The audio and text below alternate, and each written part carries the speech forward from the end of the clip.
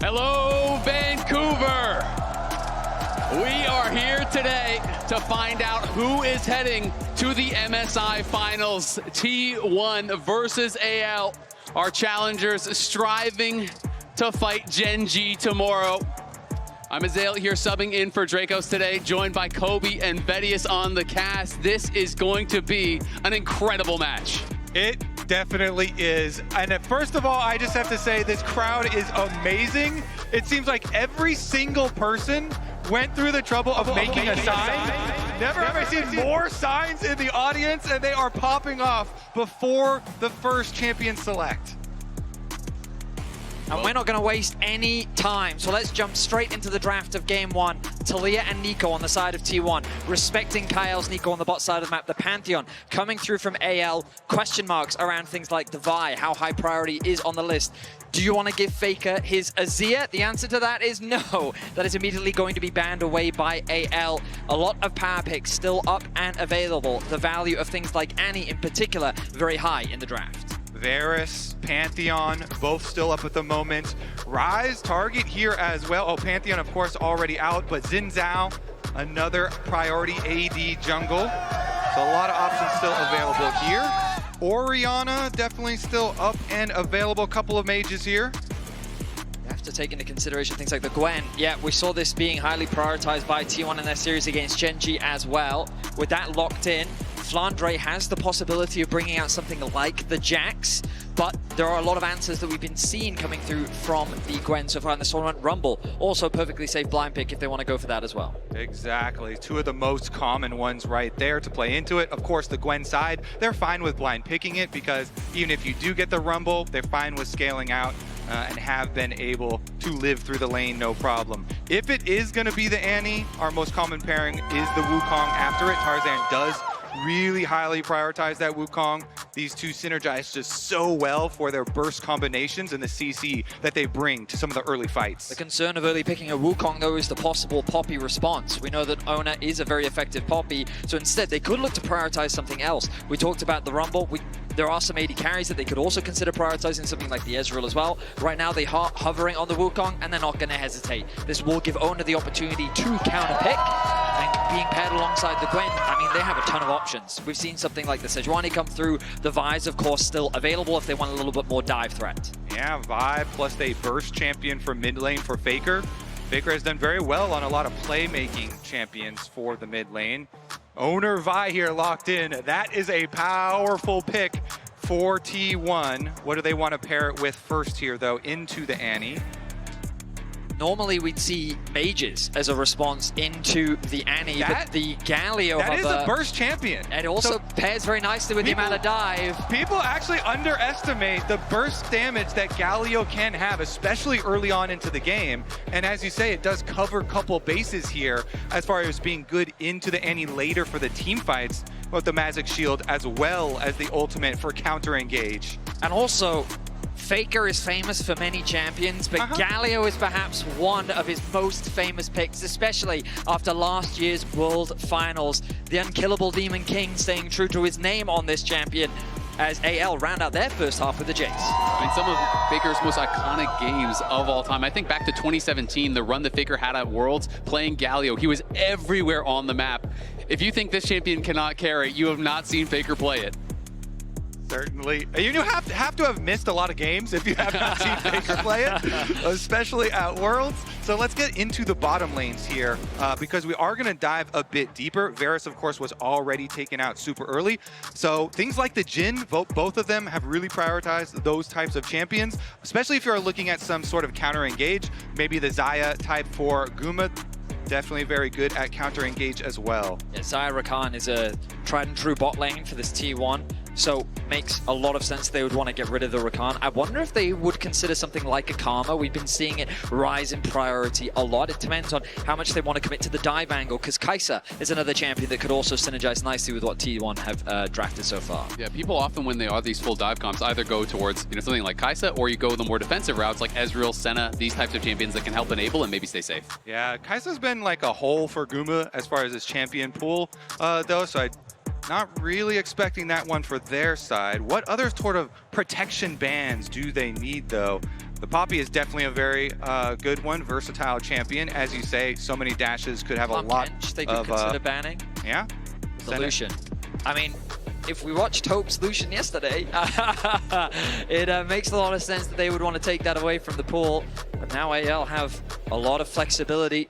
Braum makes a lot of sense against dive. Morgana, very niche, but also very good. It depends if they want more defensive tools or they want more engage. Right now, it seems that they want to channel a little bit more in the poke direction. Jhin, a very powerful laner, does well into many matchups in the current meta and synergizes quite nicely with champions like Jace.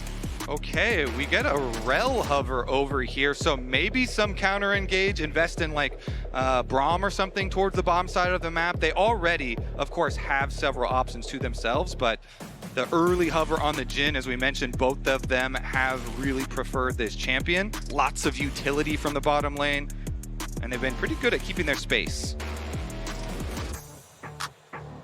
Right now, T1 are just taking the maximum amount of time that they can to contemplate their options towards the bot side of the map. The Jhin is going to be the lock-in. Of course, doesn't have any inherent dashes, so if AL can get on top of the Jhin, it can be very difficult to play, but with champions like the Galio being able to provide protection, and Bard being an effective pairing that we've seen many times before, can be very effective at denying some of those fast engages that AL are planning with this Annie Wukong. Keria really toying with them. The Nautilus, of course, is the more offensive version. You can hook Rel out of combos, and you can look for some point-and-click CC along with that Vi. Very critical when trying to shut down carries. Interesting that AL is considering the Kai'Sa right now. Of course, Hope, very well known for his Kai'Sa, one of his most played throughout this year. And I mean, it pairs nicely with the dive that they have already built up with the Annie, the Wukong, and the Rel. And they're going to lock that one in. All right. So AL, I mean, they've gone for a very powerful mid-game spike with this type of composition. Around one item, they have so much burst damage. They have decent backline access thanks to both the Rel and the Wukong. But on paper, the question is how effectively can they use their poke with things like the Kai'Sa and the Jace? Setting up around these objectives, they have a lot of long range that they can look to try and chip away at T1's HP. Also, AL, yeah, they have this kind of guarantee, this Jace on the top side to give you a pushing lane. So it opens up Tarzan to try and like mirror Owner. And Owner's going to be looking to play, you know, towards a lot of the CC on his team, towards the Jhin Nautilus, towards the Galio even, visit early to try and help out Faker. So we'll see if they can do that jungle tracking there. Tarzan has been very good at shadowing style. I will also say with T1, the amount of dive that they have, I'm excited to see how well they can execute it. I think back to game 2 in their series against Gen G, their composition at just locking down a single target and removing them was flawless. The drafts are done. The stage is set. T1 versus anyone's legend. Getting ready for the first game of what is sure to be an incredible series. MSI has delivered 5-game series after 5-game series this year. So lock in, Vancouver. We're getting ready for a good one.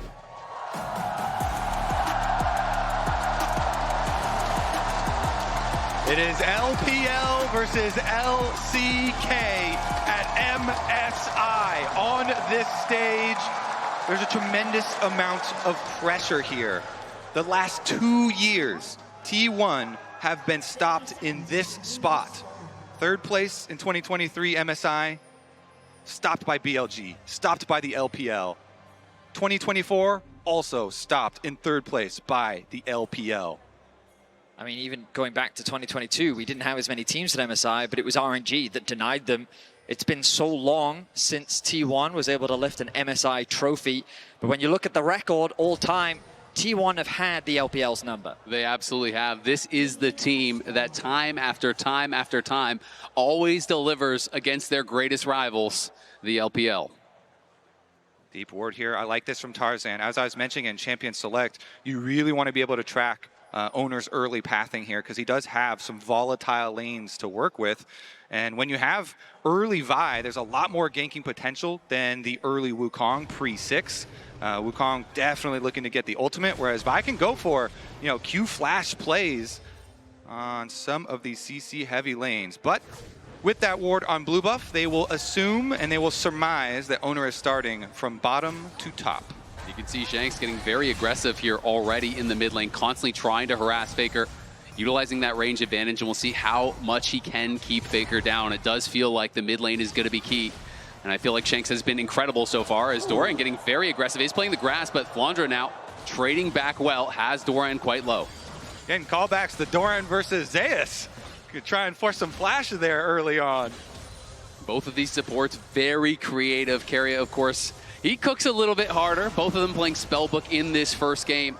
And Tarzan up towards this top side. It's a level 2 gank. Doran has to flash out, but down to the bot side, it's Kyle in a lot of trouble. Guma's looking. First blood is going to go to AL, but it's going to be traded back immediately. Hope now firing onto Guma. Will retreat.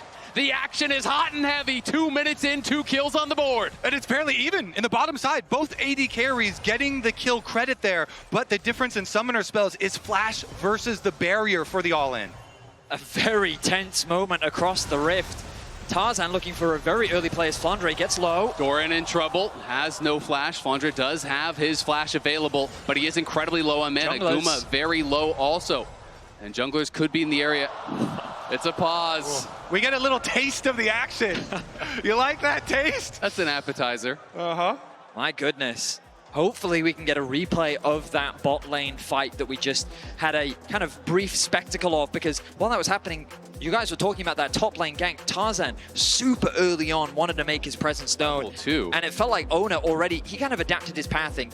He skipped past the wolves, he was threatening the top lane play, he saw that Flandre was looking to go to base, and he decided against it, instead clearing through the topside jungle instead. Yeah, I mean, Wukong, you always expect just to do these full clears, look to power towards that level 6, but expecting Doran to play it very aggressively as he did and getting some value there, them getting the flash down on the Gwen really early on, could definitely change this matchup and help out Flandre and help out AL with some push for the top side. And I'm struggling to remember any level 2 ganks that I've seen at MSI. It feels like even level 3 ganks are relatively rare, so definitely giving up a little bit as far as the pace in the jungle, hoping that they can really swing that top lane matchup early. And that's something that I value so highly with junglers, is adaptability and being flexible to the situation that you see within your lanes if they're trading that heavily to go and take a moment. But we'll see if you can get punished, because there is a reason those level 2 ganks are not very common. You can get behind and you can snowball against you.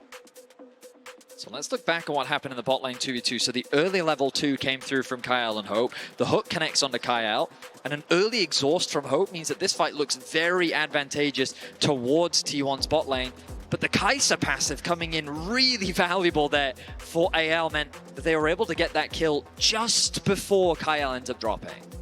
So the official reason on stage for the pause, some mouse issues on the T1 side. So we're going to hopefully get that sorted out very, very quickly. Hopefully have no further issues as we go forward. But of course, incredibly important for everything to be perfect in a match like this.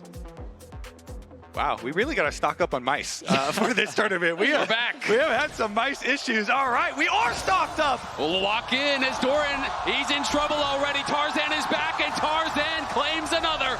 AL are hungry in this early game. It's Tarzan with the camp, the king of the jungle here, going top lane so hard. And look at the minimap. During that, they had swapped over, so it is Owner and Keria up there, but it's already too late after the action has already finished. AL with an effective early game plan. They get Doran's flash, and then they're able to find a follow-up gank. They find themselves with a small gold lead early. Shanks looking to get a nice trade off in mid lane. And I have to say, that is so good for AL, for Tarzan. He actually doesn't lose out on any of his bot side camps there, because Owner was clearing from bottom up to top and then did part of his blue camps before getting there. Very, very good stuff for Tarzan. Of course, Owner is going to finish up his clear and still have his CS lead, but Doran will be in trouble. I mean, it's huge. At worst, you maybe lose a scuttle. Faker gonna go in here. Keria looking, flash forward, flash out. The taunt just barely connects, and there's Keria. T1 will strike back in the mid lane.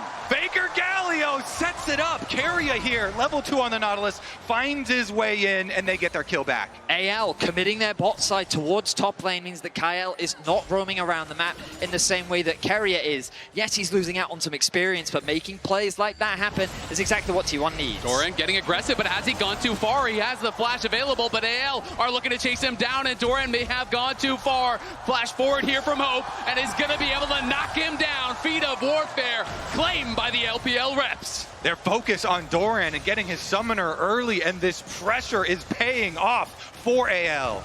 A big overstep from Doran as he tries to take a fight that he just wasn't strong enough to take. He doesn't have his TP available. He's going to lose so much farm and experience as Flandre getting a bit of pressure put down onto him on the bot side of the map, but feeling pretty safe in this 2v1. Yeah, the timing of that kill is so big. The cannon went down, a bunch of this wave just goes into the dirt in front of the tower.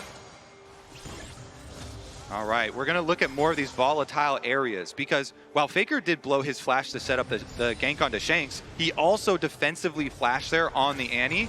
So there should be more returns towards mid lane. You can see there are 2 wards towards the top side, which are actually getting swept out at the moment, but bottom side is still clean for T1 and Carria's back.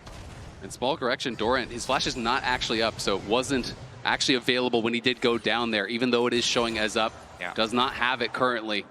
And Doran just trying to crash this wave here, but Open Kyle not allowing him to do it, and Tarzan is behind him. Doran, though, playing far enough back, looks like he will be safe for now. I mean, AL have a really nice freeze setup on the top wave. They can just keep it here. Doran is in a very awkward position. The good news for him is that his team is still getting stuff on the map. They do secure that dragon on the bot side, and now they can look to steal away some of Tarzan's bot camps and put some pressure onto Flandre. But Doran is just being suffocated from all this farm as AL find another good trade. Yeah, it looks like T1 are going to send multiple people over to attack Flandre and force him off. But while they're taking away some camps from Tarzan's side, Tarzan is doing the exact same here on T1's jungle. He is camping that top lane so incredibly hard, splitting the map and taking away multiple camps. Just play safe. The classic top lane experience. Neither of these guys can even get in range for experience. So it's going to be Kyle TPing down here, double TP to make sure that Flandre can grab this. Beautiful use of the early spellbook teleport there from Kyle, who gets down and makes sure Flandre cannot be dove there. Faker now face checking, is going to find 2 members from AL. Do they have the damage to knock down the Galio? Faker trying to kite it out. Looks like he just barely will be able to get back to the tower. Carrier arrives and Faker survives. He just wanted to get a ward down. AL were looking to reset. They set up a trap, but they didn't quite have the damage. That early Null Magic Mantle doing wonders. As Kyle and Carrier, they trade a bit. Shanks is going to need to catch this wave, and we find ourselves with another pause. Everyone's switching to trackballs. Clearly some peripheral issues that I expect we will get resolved very, very shortly. But my goodness, AL and T1 off to the races in this early game. It feels like that AL is getting the better ever so slightly, but T1 is not slowing down. They are cross-mapping appropriately. They did get that first dragon. They're putting what pressure they can on a Flandre, but as AL, just as you highlighted, they're doing a good job, AL, of making sure that Flandre still has access to that farm, recognizing that he's at risk of a dive. They commit the TP from the support, and they escort him through that wave to help get that push out. You expect that the Grubs is going to be the next big point of contention. Resets are going to need to come through, and I would be surprised if T1 give that up without a fight. Yeah, so far, Doran is the one losing out the most in this game. Tarzan lost out on a little bit of camps, but I think it was well worth the investment and the focus that they put early. So the update on stage is that Doran is now having some mouse issues here. So we see the refs are there with him working through that. And hopefully we'll be able to get that sorted out here for us on stage very quickly. I think, why is this jungler always attacking me? Why is my mouse messing up? Like, yeah, you didn't see it, but Tarzan actually ran over and unplugged it. Yeah. It was a real-life gank after the camp. It was the pre-game gank. Yeah. He's just so efficient with this pathing. I know, that pathing is crazy. He's on a recall, he's running across stage, he's unplugging the mouse. Genius. Now, the biggest concern I would say that T1 have is that it's Hope that got all those kills. He got a kill in the bot lane 2 versus 2, and he gets the kill up on towards the top side against Doran. And so this Kai'Sa, who in the early game, you know, generally at her weakest point, doesn't have the strongest first item spike, is getting invested a lot of gold and is quickly ramping up. And we've seen what Hope is capable of doing when he gets some resources. Exactly. I mean, just yesterday, he was so good against BLG. You know, when he got a lead, we saw him dominating. The Lucian game was stellar, but really the entire series, it felt like if he got an inch, he took a mile. And so definitely going to have to be on point here on the T1 side to prevent Hope from just getting out of control. It's like everyone is staring at him at the moment. It's like, okay, come on. Of course, the pressure high. We are only in game one. If you've just joined us, it's T1 versus AL. It is a fight for the finals of MSI. It would be a rematch for both teams against Gen G, who was able to get the better of both of them in epic, intense 5-game series. A lot of people have a lot of hopes for this series because both of these teams went 5 games versus Gen G. Both of them dealt with BLG in 3 games. Yep. So only one of them has hope. Exactly. There's only one hope on that stage. But it's exciting, and it's just crazy to think like T1 definitely didn't have a bad spring split, but in terms of expectations coming into this tournament, so many thought that HLE would be the representative from the LCK alongside Gen G, and to see T1 coming into the tournament, a lot of the conversation that I was hearing was, regardless of what you think of their play, it's T1 at an international event, right? And I mean, that's just the pedigree that they've been able to earn themselves just because of how they always do level up. And it's no different at this tournament. They get to play on the patch for longer. They figure out the way in which they want to play, and they bring some of what they've established in the LCK, some of the new things that they've learned. And already they've just become a force to be reckoned with here at MSI. They absolutely have, and they just seem to do it every single time. The regular season struggles, when they have them, don't seem to translate to international. It was the same story going into Worlds last year, and they walked away world champions. This team seems to thrive off of the doubt, thrive off of the struggle.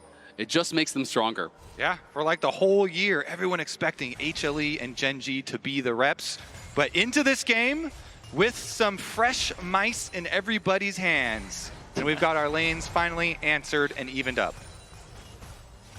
And I wanted to talk a little bit more about the junglers, because already we've been seeing Tarzan have huge impact on the top side of the map. But it was Owner that so many people were talking about during T1's regular season. And Tarzan, ever since he joined AL, it feels like AL has completely changed their approach, the level of play that they've brought. And we got a really meaningful interview from Taba yesterday where he talked about how important Tarzan is to this team. Historically, the record favors Owner, and that was back in 2023 Worlds where they met in LNG versus T1. Yeah, and that one was definitely a very rough one for Tarzan. Got flamed a lot for it. So it could be a very meaningful match here for him to get some revenge and redemption versus T1. I mean, it was just so fun listening to Tabe speak about Tarzan. He couldn't say enough positive about him, talking about Tarzan being the guiding light for the team that leads them to safety, the captain of the team that they can always trust in. You can tell how tight of a relationship they have, how much this team really does believe in their jungler.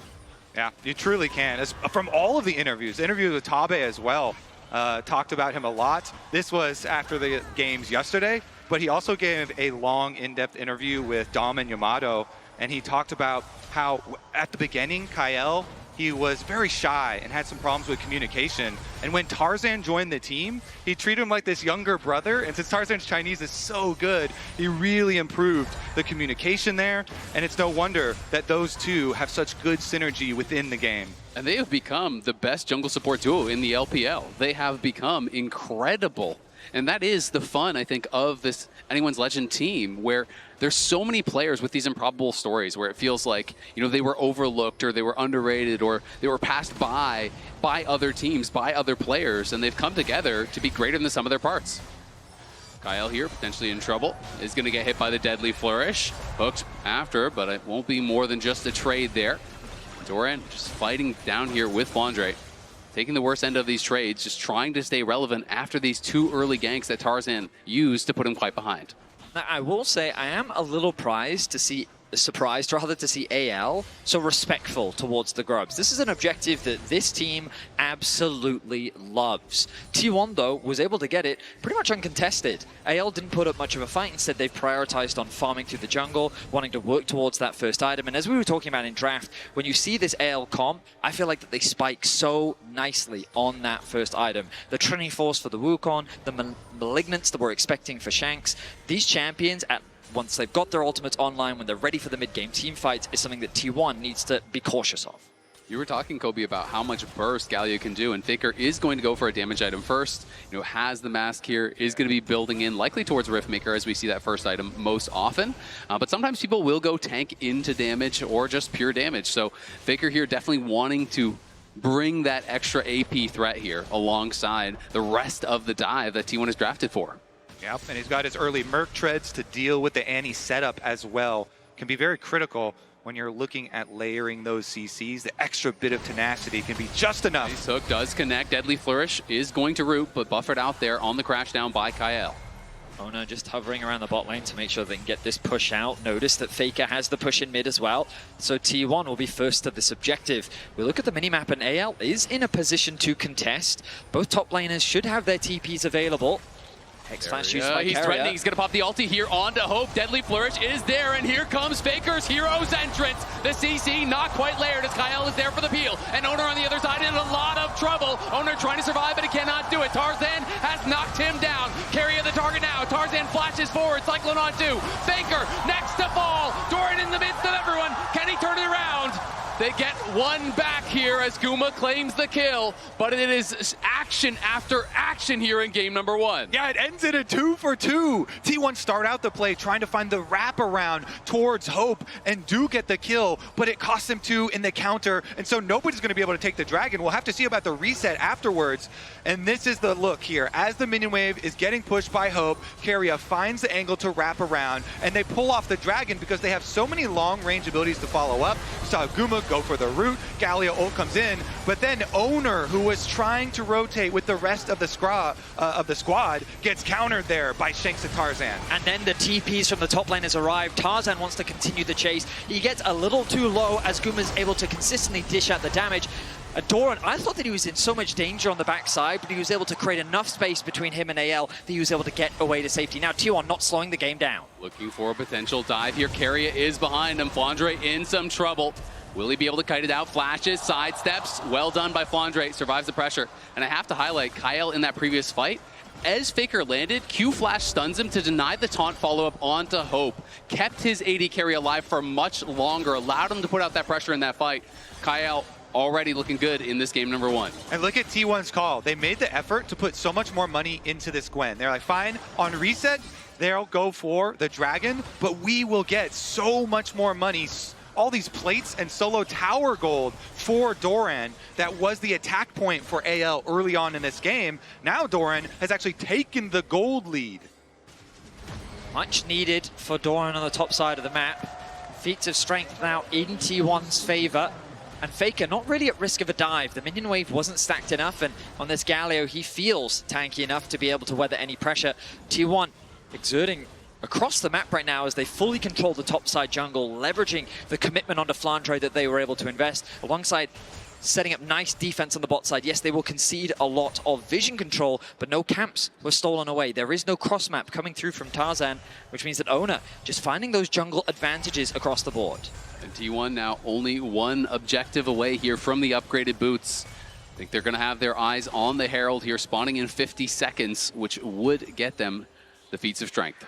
And all that focus of gold into Doran resulted in his... He's going to pop the ulti here onto Kyle. Deadly Flourish will not connect. Kyle looking like he might be able to get out. Tarzan could be in some trouble. Clone over the wall. There's the flash forward, though. They're going to try to fully send it. Faker got interrupted on his ulti, though, by Shanks on the side. Faker, though, flanking. Tarzan's down. Kyle is sure to follow. Faker may get slowed, but he will not be stopped. Arrives all the same, and T1 are looking like they want more.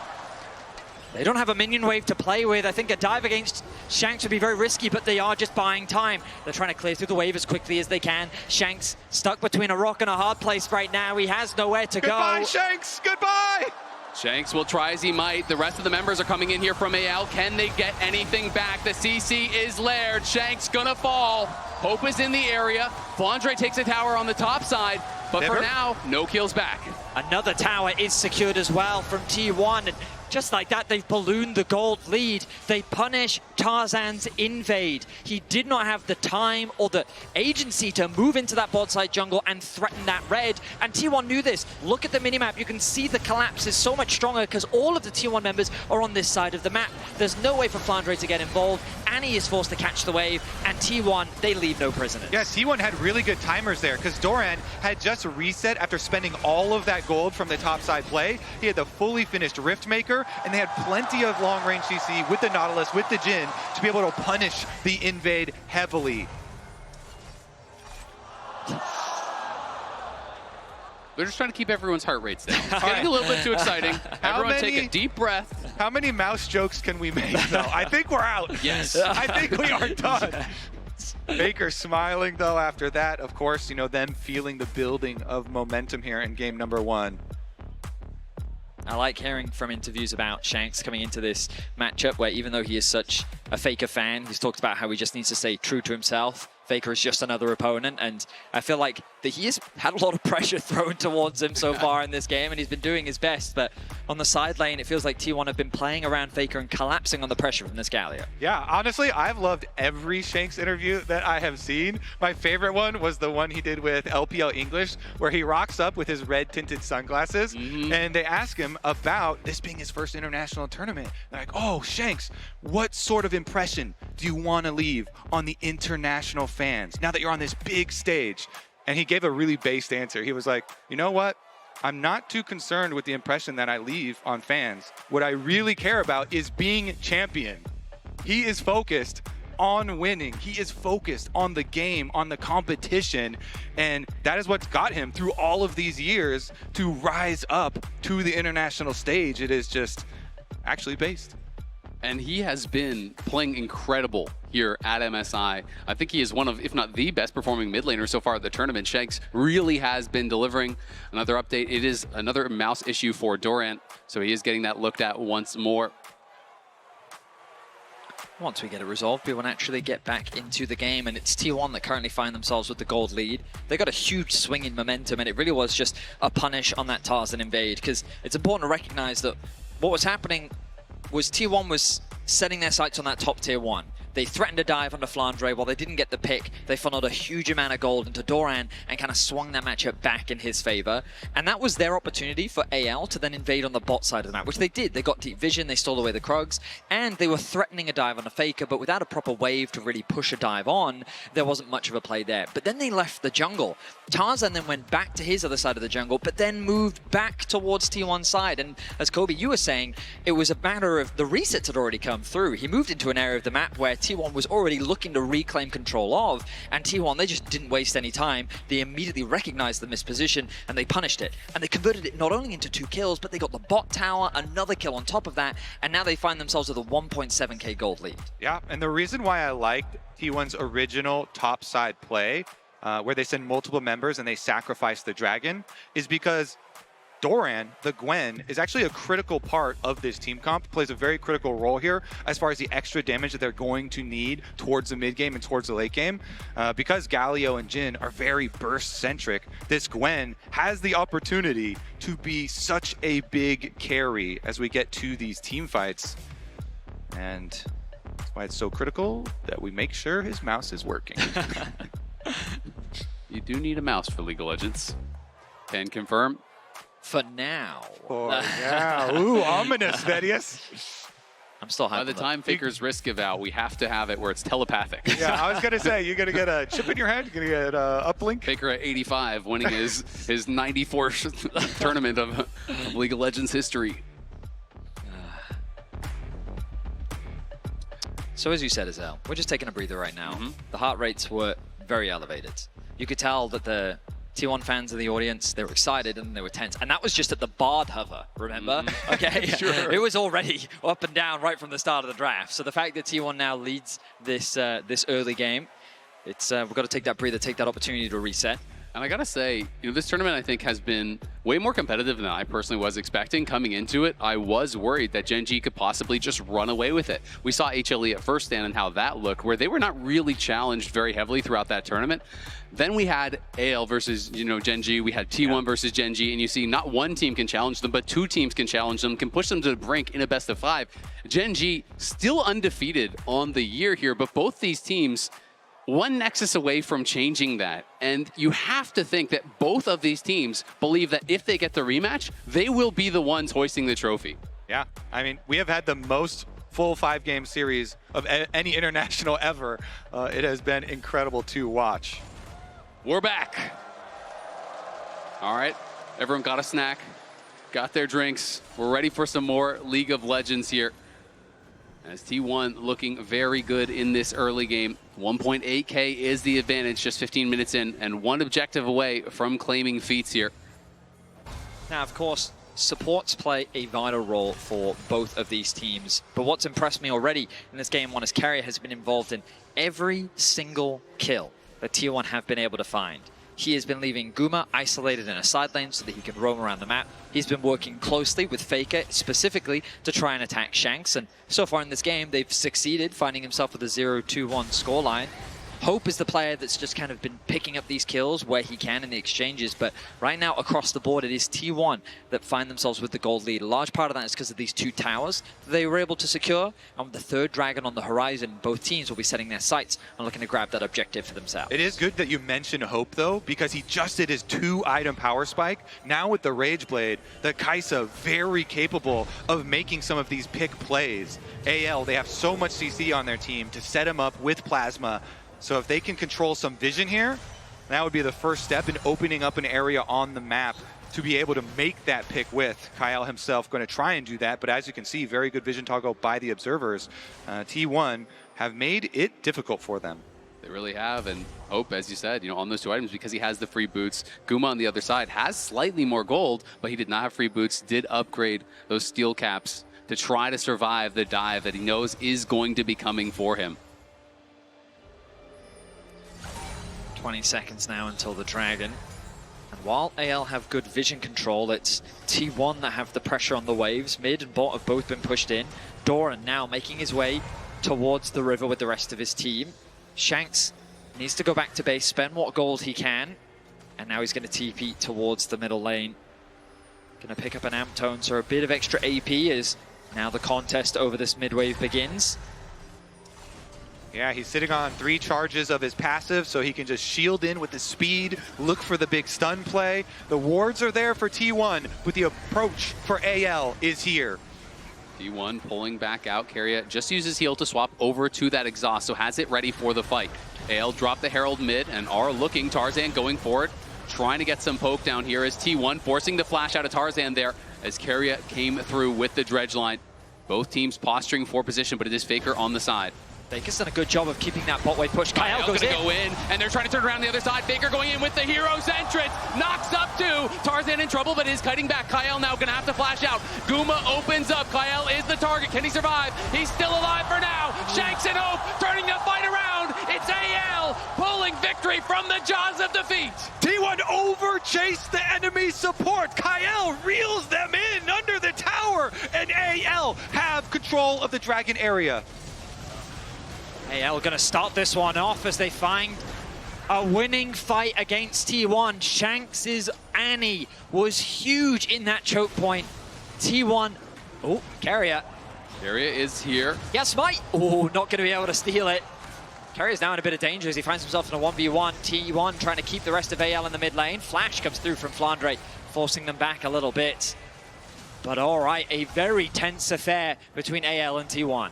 Incredibly, and Dragon number 2 going AL's way, putting a stop to the momentum that T1 had been building is critical here. Plus, for the next consecutive play, now there is no flash on Doran. Of course, Tarzan got his blown really early there as well, so the Wukong got reduced a lot in viability for that team fight. And that probably is one of the reasons why T1 did chase it so heavily. Yeah, I mean, the fight start for T1 looked fantastic. The Galio ultimate hit onto like 3 members. I thought that once the engage from Kyle came through, Hope was immediately going to dive onto the backline. Tarzan was going to come through. And again, we'll get a chance to see it. Look at this follow-through that comes from Faker. As Kyle gets the engage, the immediate backline response. Hook connects onto Tarzan.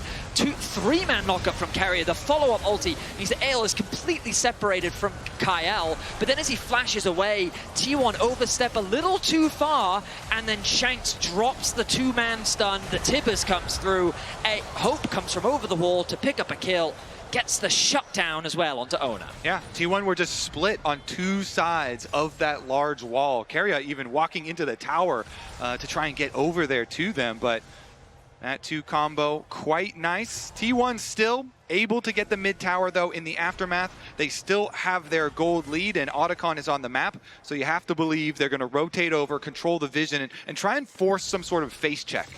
Off the back of that fight, though, AL did claim the upgraded boots. T1, though, as they often do, starting up the Otacon here. Flandre is now in base, has the teleport available. Will AL get here in time? Hope and Shanks are trailing, and T1 is killing this fast. Teleport now coming in here from Flandre. Will T1 look to turn, or will they try to finish? Shanks now repositioning on the side, will be spotted by T1 as Kyle moves forward, stuns up Doran. Doran in some trouble from the Magnet Storm. The Deadly Flourish is going to connect as Guma opens up, and Tarzan has stolen the Otacon. AL trying to just run out, but now Hope is there. Hope's going to be hit by the exhaust, goes in aggressively, but it's Guma now, free. It's Guma firing. It's Hope in some trouble. He's getting locked down by Faker, but Hope is just taking over.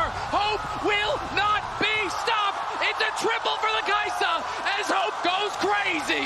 It's the Hope of the LPL. He's able to gain so many kills in the aftermath, and because Tarzan's smite hits true, they're able to get the advantage here. Hope still has the advantage. T1 came so close to killing Hope, but just barely. He was able to navigate his way through the fight and walk away with a triple kill.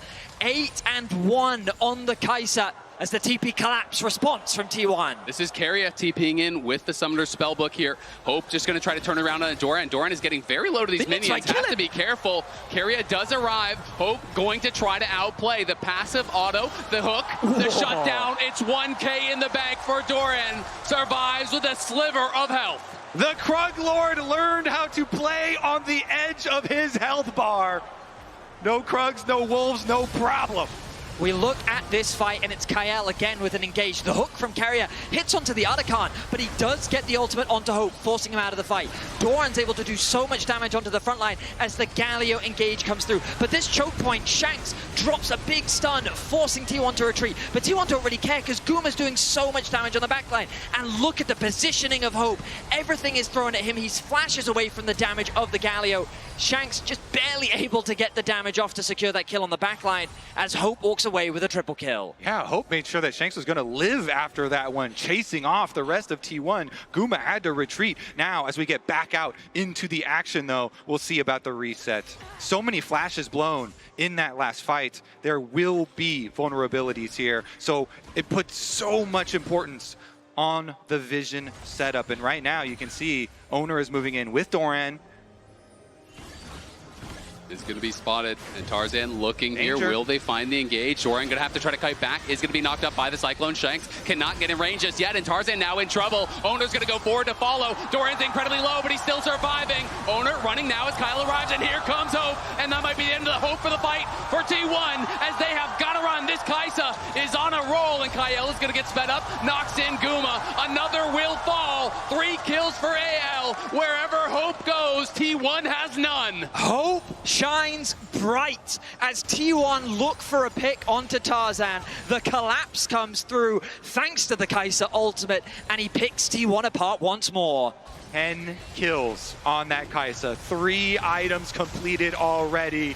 He is going to destroy them, and that's Dragon number 3.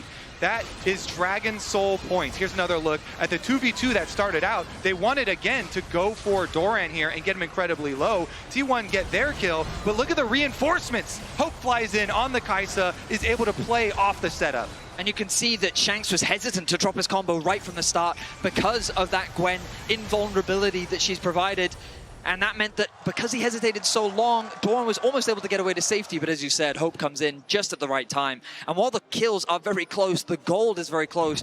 All of the gold is basically sitting on Hope, as the rest of T1 will still find ways to navigate these upcoming fights. But as we watch these replays, Ale is picking up Dragons. They are now on Soul Point here, and it is Cloud Soul, incredibly powerful for a lot of the champions that they are running.